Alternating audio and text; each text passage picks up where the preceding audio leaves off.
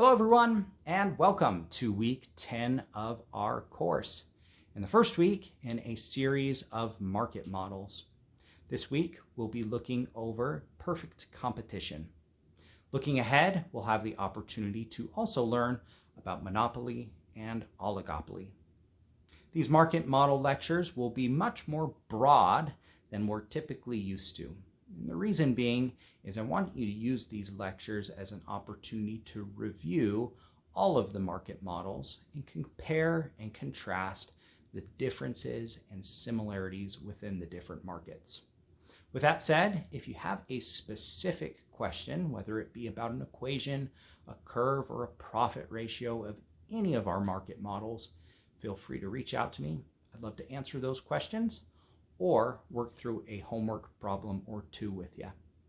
With that said, let's jump right into chapter 23, perfect competition.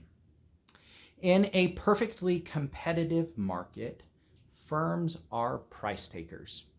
Essentially, what that means, if there's one individual firm that decides to charge 1 penny extra than the market price of their individual good, they will receive 0% of the business. Individual buyers and sellers have no effect on the market.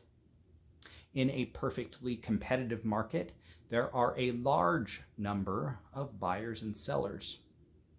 Products in a perfectly competitive market are homogeneous.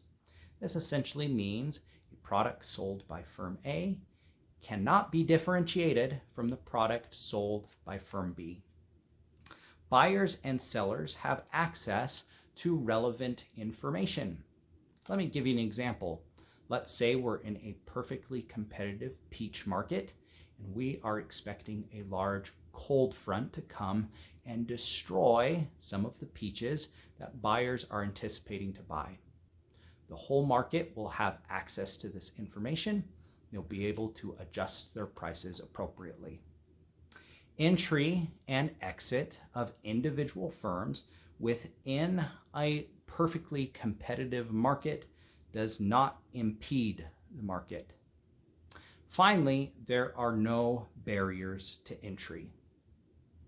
Profit in a perfectly competitive market occurs at the point where marginal revenue is equal to marginal cost. In the long run, in a perfectly competitive market, the profit rate is 0. For the longest time, this concept of a perfectly competitive market really threw me off.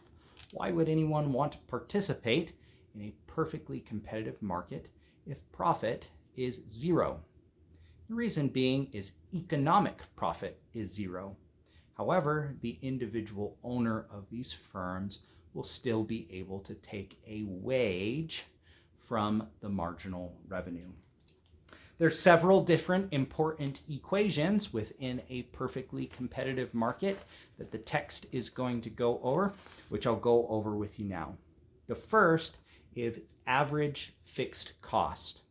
An average fixed cost is simply a ratio of fixed cost divided by output. Average variable cost is equal to our variable cost divided by our output.